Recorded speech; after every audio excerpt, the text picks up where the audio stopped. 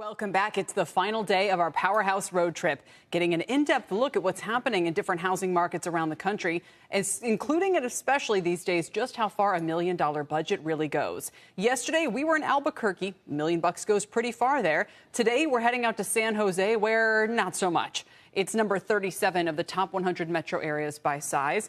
And, our hitchhiker Dom Chu is along for the ride. Prices are up more than 5%, nearly 5% from last year, with a median home price of nearly $1.5 million, according to Zillow. Here to tell us more is Anna Fine of Coldwell Banker. Anna, it's good to have you here. Welcome. Hi, Kelly. Thank you for having me. My understanding, correct me if I'm wrong, was that the market out there actually had a tougher maybe 2022, but has since rebounded or firmed up somewhat. Is that right? Or has it been strong all along? That is correct. We had a little bit of a downturn end of 2022 as the rates continue to rise. But starting this year, it seems like we're back where we were. And it looks like buyers just got used to the new rate. And we are back at super competitive market and a strong seller's market. So now, okay, let's talk about the strong seller. So $1.5 million and an 8% mortgage equals what per month exactly? How are people really financing or affording these homes? So I have to mention that our market is unique in many aspects, but one of the unique aspects of our buyers here is that they are highly stimulated by the stock market. So if stock market is performing well, we have more buyers and they are able to afford high monthly payments.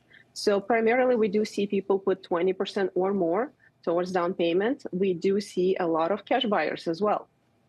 So people can still afford. I guess most of the buyers are in tech industry and their income tend to be higher. So it is still an option for them. So when you look at the houses being sold, is there a difference that you're seeing when interest rates are really low, where people were saying this was going to be contingent on a mortgage versus not? And when you look at the mortgages, are they taking out fixed rates or are these much more variable now? People are taking fixed rates, or it actually varies. I don't see any specific tendency. As I said, we are not as much stimulated by the interest rate as more of a, what is a stock market doing.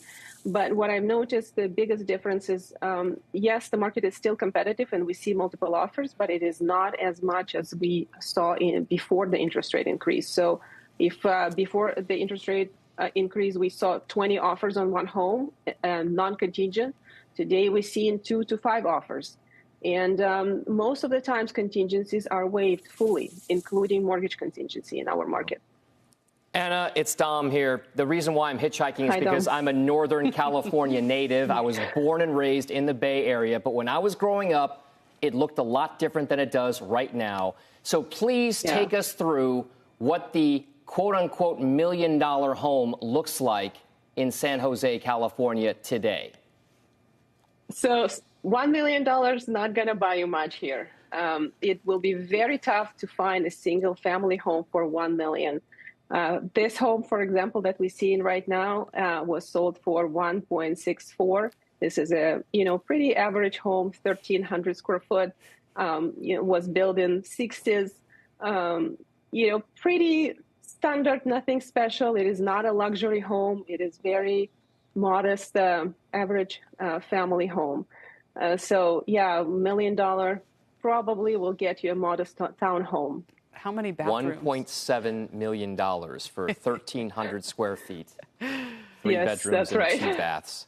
Is this the top, Anna? Can it ever go up from here? This has got to be it. I know people have been calling it top for maybe 40 years, but this has really got to be it. Well, I have to say we still saw prices increase. So this home was sold in May.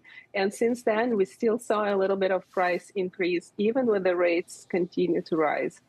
The demand remains very, very strong, and we have a lot of people who want to live here.